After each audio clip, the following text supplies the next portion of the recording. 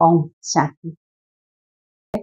ৰাতিপুৱা প্ৰাৰ্থনা কৰোঁতে, থাপনা ঘৰত বহোঁতে বা শুই উঠি বিচনাখন ত্যাগ কৰাৰ পূৰ্বেই যদি আপুনি এইকেইটা কথা কৈ পেলাই 33 দিন নিৰন্তৰ কয়, নিৰন্তৰ কিন্তু লগতে প্ৰথম পানী গিলাচ খাওঁতে যদি এইকেইটা কথা কৈ আপুনি খায়, আপোনাৰ কিন্তু পৰিৱৰ্তনটো হ'বই হ'ব।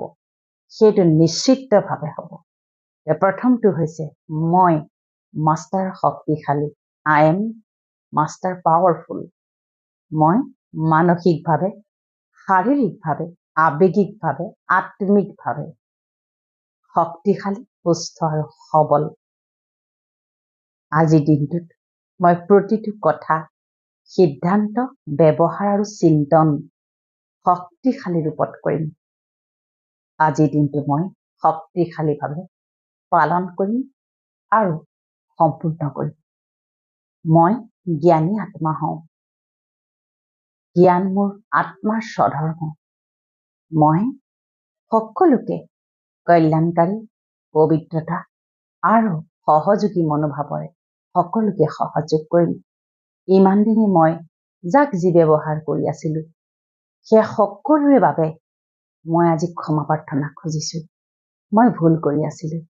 আজিৰে পৰা মোৰ পৰিৱৰ্তন হৈছে। মই আজিৰে পৰা সকলোকে আত্মিক বুলি, আত্মা বুলি গণ্য কৰি মই সকলোকে আত্মিক দৃষ্টিৰে চাম। তেওঁলোকৰ নিজৰ সংস্কাৰ, সেই সংস্কাৰে মোক কোনো কাৰণত প্ৰভাৱান্বিত কৰিব নোৱাৰে। আৰু আজিৰ দিনটোত মই নিজে নিজকে প্ৰতিজ্ঞা কৰিছোঁ, আজিৰ দিনটোত মই কাৰো বেয়া সংস্কাৰ, কাৰো বেয়া ব্যৱহাৰ আৰু কাৰোৰে নিন্দা ভৰ্ৎসনাৰ দ্বাৰাও মই নিজকে কোনো কাৰণত প্ৰভাৱান্বিত নকৰোঁ।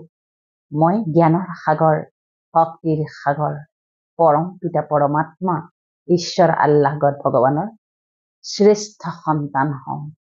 মই উপলব্ধি কৰিছোঁ, মোৰ জীৱনত যি আজি প্ৰাপ্তি অপ্ৰাপ্তি, সম্বন্ধ সম্পৰ্ক, অপবাদ তিৰস্কাৰ, কৰ্ম বিকৰ্ম, সন্তান সংসাৰ স্বামী সহিতে পৰিয়াল পৰিজন, বন্ধুবৰ্গ, যি মোৰ জীৱনত আহিছে, সেয়া সকলো মোৰেই পূৰ্বজন্মৰ প্ৰাপ্তিৰ ফল।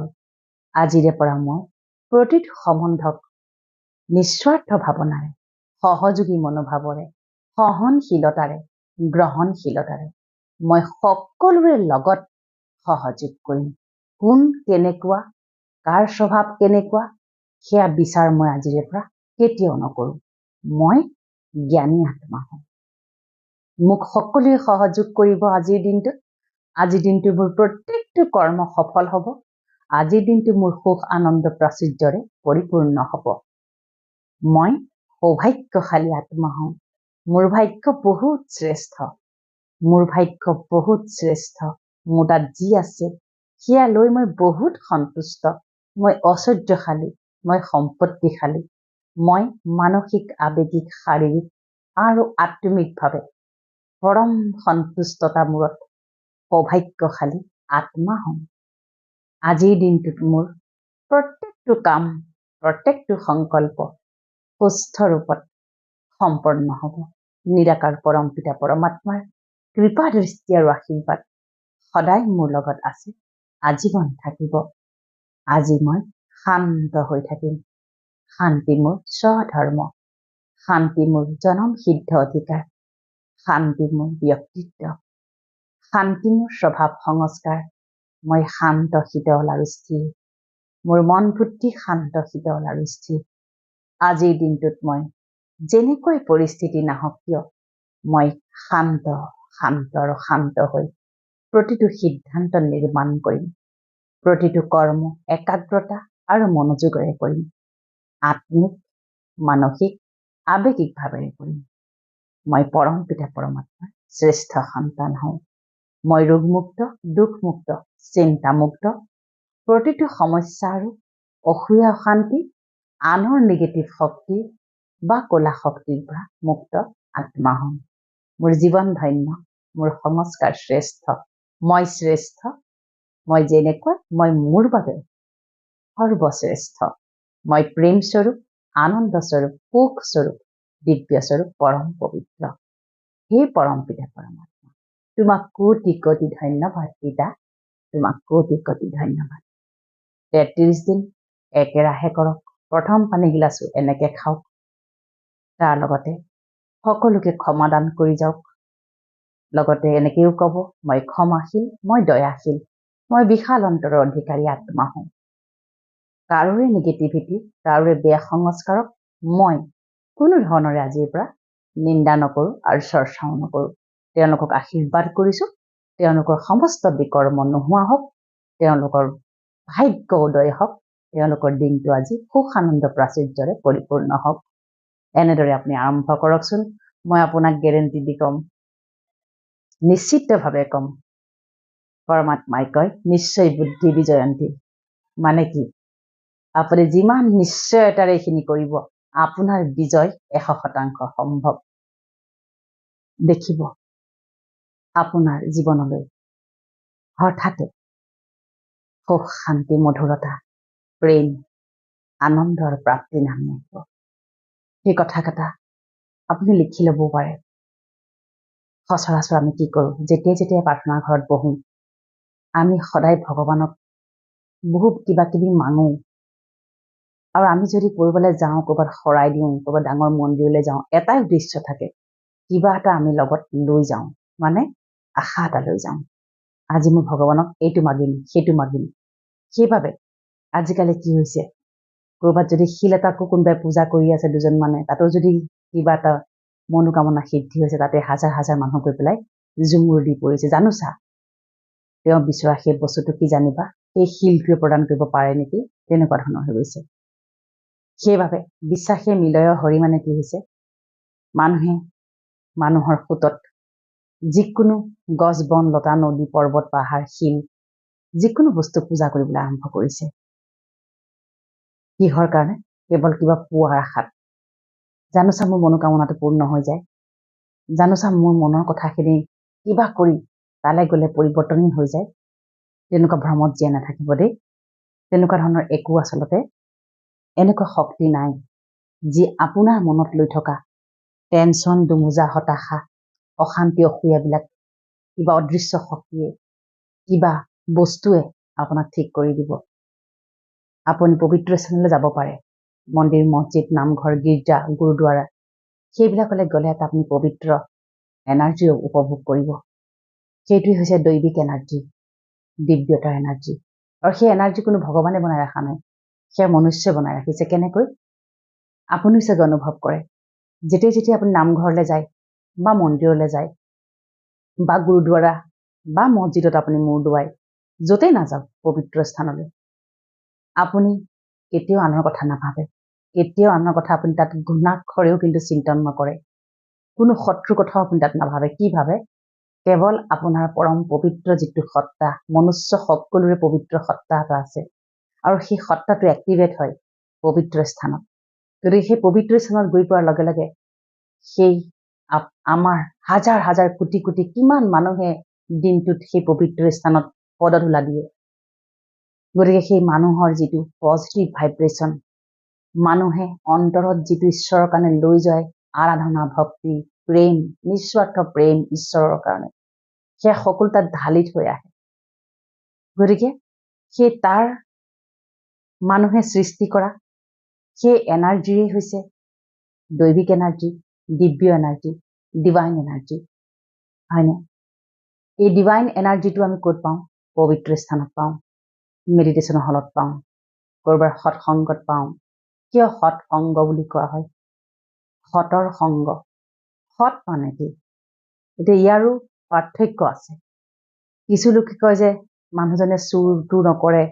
সমাজত এনেকে হয়, যিজন ব্যক্তিয়ে চুৰ নকৰে, কাকো নঠগে বা কাৰো 1 টকাও নাখায় নামাৰে, সকলোকে সহায় কৰে, সেই ব্যক্তিক সৎ বুলি কোৱা হয়। কিন্তু সেই ব্যক্তিজনৰ ঘৰতটো তেওঁৰ যিটো পৰিৱেশ সেইটোতো অপজিট হ'বও পাৰে, সেই ক্ষেত্ৰত তেওঁক আমি সৎ বুলি ক'ব নাযাওঁ, হয়নে? কেতিয়াবা বাহিৰত এজন ব্যক্তি খুবেই জনপ্ৰিয় হয়, খুব সহায়কাৰী হয়, সকলোকে সহায় কৰে, সকলোকে দান দক্ষিণা দি ফুৰে, কিন্তু ঘৰখনত তেওঁৰ হয়তো সাংসাৰিকেই হওক বা ঘৰখনৰ যিটো গাৰ্হস্থ্য জীৱন বৰ এটা সুখৰ নহয়, তেতিয়া সেই ব্যক্তিজনক সৎ বুলি আচলতে কোৱা নাযায়। সৎ সংগ মানে কি?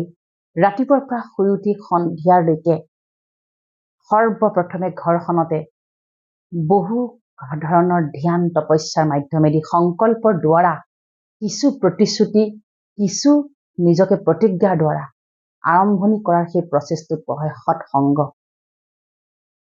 গুৰুজনাৰ সৎসংগ কিমান মহান আছিল। ডাঙৰ ডাঙৰ বিদ্বান লোকৰ সৎসংগ, যাৰ সৎসংগই মানুহক সৎ হবলৈ শিকাইছে। সৎ মানে আত্মাক সৎ কৰিছে, আত্মাক সৎ কৰি দিলে। গতিকে সেই আত্মাই ঘৰতেই হওক বা পৰতেই হওক একে ধৰণৰ সংস্কাৰ প্ৰদৰ্শন কৰিবলৈ সমৰ্থ হয়। গতিকে যেতিয়া আমি আত্মাক শুদ্ধিকৰণ কৰিম, যি প্ৰচেষ্টাৰে কৰিম, সেই সৎসংগ অৰ্থাৎ ঈশ্বৰ তুল্য কোনোবা এজন ডিভাইন ব্যক্তিৰ, কোনোবা এজন মহাপুৰুষ মহাত্মাৰ সান্নিধ্যত যেতিয়া আপুনি সৎ হবলৈ আৰম্ভ কৰিব, যোনে আপোনাক গাইড দিব, যোনে আপোনাক, আমি আগতে কোৱা যায় যে গুৰু, এজন গুৰু আমি লোৱা যায়। বহুতে শৰণ লোৱা বুলি কোৱা হয়। কি দিয়ে শৰণত? শৰণ লোৱা মানে কি? বহু আমাক কি কৰে? আমাক বহু কথা বতৰে বদ্ধপৰিকৰ কৰে যে তুমি ৰাতিপুৱা শুই উঠি এনেধৰণৰ আৰম্ভণি কৰিব লাগিব, তুমি ঘুণাক্ষুৰ এইখিনি কাম তুমি কৰিব নোৱাৰিবা, তুমি ৰান্ধোতে এনেকে ৰান্ধিব লাগিব, তুমি কেৱল ঈশ্বৰৰ সান্নিধ্যত তুমি তোমাৰ জীৱন আৰম্ভণি কৰিব লাগিব আৰু সমাপ্তি কৰিব লাগিব। গতিকে মই ইমান বহলাই কৈ ভাৱাৰ্থ এইটোৱেই যে আমি আজি যি দৌৰি ফুৰিছো, য'তে যি শুনিছো, ক'ৰবাত দেখিছো, ছচিয়েল মাধ্যমে ইয়াত বহুত ডাঙৰ ভূমিকা অৱলম্বন কৰিছে। য'ত যি পাইছো কৰিছো, দৌৰিছো। আমি হয়তো দৌৰিছো, গৈছো 12 মাহত 14টা মঠ মন্দিৰ ভ্ৰমণ কৰিছো, তীৰ্থস্থান ভ্ৰমণ কৰিছো, কিন্তু ক'ৰবাত নহয় ক'ৰবাত আমাৰ সেই মানসিক হতাশা, মানসিক অশান্তি, মানসিক দুবিধা, মানসিক যি আজি গধুৰ বোজা, সেয়া কিন্তু সমাপ্ত কৰিব পৰা নাই। পাৰিছো জানো? হয়নে? গতিকে আজি এনেকুৱা এটা টিপছ দিম, যিকেইটা কথা আপুনি ৰাতিপুৱা শুই উঠি সদায় কব, তেতিয়া কি হব জানেনে? আপোনাৰ ওচৰতে মানুহে সেই পবিত্ৰ এনাৰ্জি অনুভৱ কৰিব আৰু আপুনিও এটা অনুষ্ঠানলৈ ৰূপান্তৰিত হব। আমি কিছু ব্যক্তিৰ সান্নিধ্যত যেতিয়া আহোঁ, খুব ভাল লাগে। তেওঁৰ ওচৰত পোৱাৰ লগে লগে তেওঁৰ প্ৰকম্পনে, তেওঁৰ অ'ৰা, তেওঁৰ যিটো এনাৰ্জি আমাক আকৃষ্ট কৰে। এনে লাগে যেন মোৰ বহুত সমস্যাৰ সমাধান এওঁ দিব পাৰিব বা দিবও পাৰে। দুটা কথাতে তেওঁৰ জীৱনৰ ইমান দিনৰ হাঁহ হুমুনিয়াহক সমাপ্ত কৰি দিব পাৰে। সেই যি এনাৰ্জি ক'ৰ পৰা পাব? সেই এনাৰ্জি ক'ৰ পৰা পাইছে তেওঁ পাইছে সৰ্বকালৰ পৰা। তেওঁ যি আজি ৰাতিপুৱাৰ পৰা সন্ধিয়ালৈ যি আজি তেওঁ সংস্কাৰত নিজকে লীন কৰি ৰাখিছে, তাৰ দ্বাৰাহে প্ৰাপ্তি পাইছে। গতিকে ধ্যান সাধনা বা মেডিটেশ্যন এতিয়াৰ জীৱনত এটা অবিচ্ছেদ্য অংগ কৰি আপুনি লওক দেই। ধ্যান সাধনা একেবাৰে সহজ, কিন্তু আৰু আজিৰ পৃথিৱীত কলিযুগৰ এই শেষ অন্তিম চৰণত আমি ভৰি দিছো। এইখিনি সময়ত কিন্তু ধ্যান সাধনা আৰু তপস্যা এতিয়া কিন্তু প্ৰত্যেকজন মনুষ্যক লগা হৈ গৈছে। লাগিবই প্ৰত্যেকজন মনুষ্যক তাৰ কিন্তু ধ্যান সাধনাৰ কিন্তু প্ৰভাৱ লাগিব, নহলে আপুনি জীয়াই থাকিব নোৱাৰিব। অন্তিম সময়ত আপুনি মানসিকভাৱে অস্থিৰ হৈ আপুনি মানসিক ৰোগৰ কিন্তু চিকাৰ হ'ব লাগিব দেই। গতিকে এই পৃথিৱীৰ আৰম্ভণি ধ্যানৰ দ্বাৰা হৈছিল আৰু এই পৃথিৱীৰ সমাপ্তিও কিন্তু ধ্যান তপস্যাৰ মাধ্যমেদিয়ে হ'ব। ধ্যান তপস্যাতে সেই প্ৰাপ্তি আছে, সেই পৰম শান্তি আছে, সেই পৰম প্ৰাপ্তি আছে আৰু সেই পৰম সন্তুষ্টতা আছে।